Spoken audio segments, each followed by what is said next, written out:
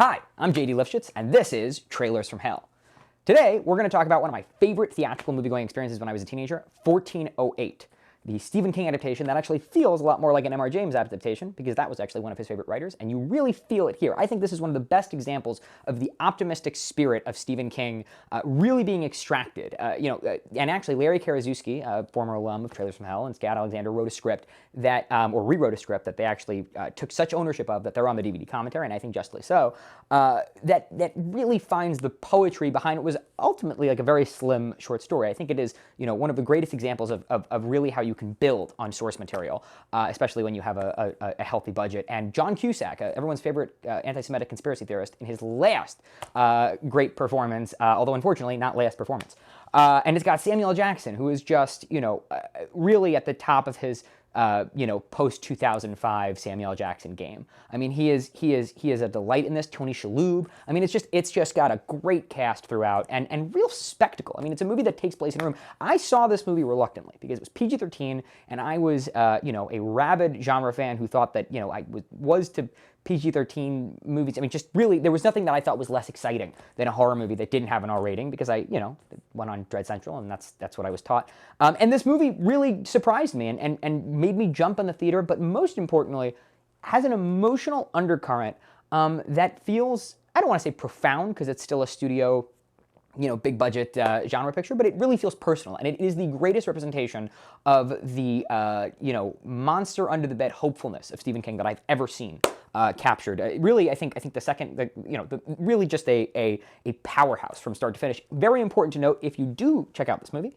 to watch the theatrical cut and not the DVD cut. There's a big difference in the ending, and if you've seen a charred out corpse in a rearview mirror, you've seen the wrong cut. The theatrical cut is beautiful and haunting and kind of just genre picture perfection. But with that said, let's get into the trailer for 1408. You're not going anywhere. You're staying right here with us. Daddy, everyone dies. Okay, this feels cheesy in the trailer, but trust me, in the movie, it's wonderful.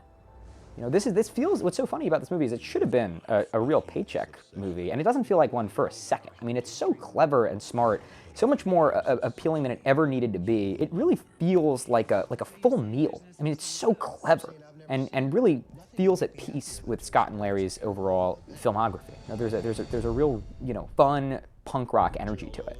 Look at Sam Jackson. I can just get the key to 1408. In the 95 years of the hotel's existence, there have been 56 deaths in 1408. 56. No one's ever lasted more than an hour. The first victims to Kevin O'Malley. Cut his own throat. This is one of the most Sam Jackson performances you'll ever see. Just pure entertainment, a tour de force. This story actually first appeared in Stephen King's On Writing as a kind of mock short story to teach you how to write a short story, and it stayed with him so much that he finished it and incorporated it later into a collection. It does have the vague air of menace.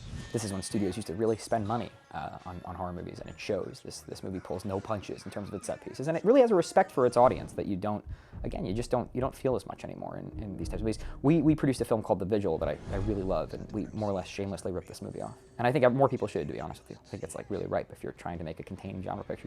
Just go to this.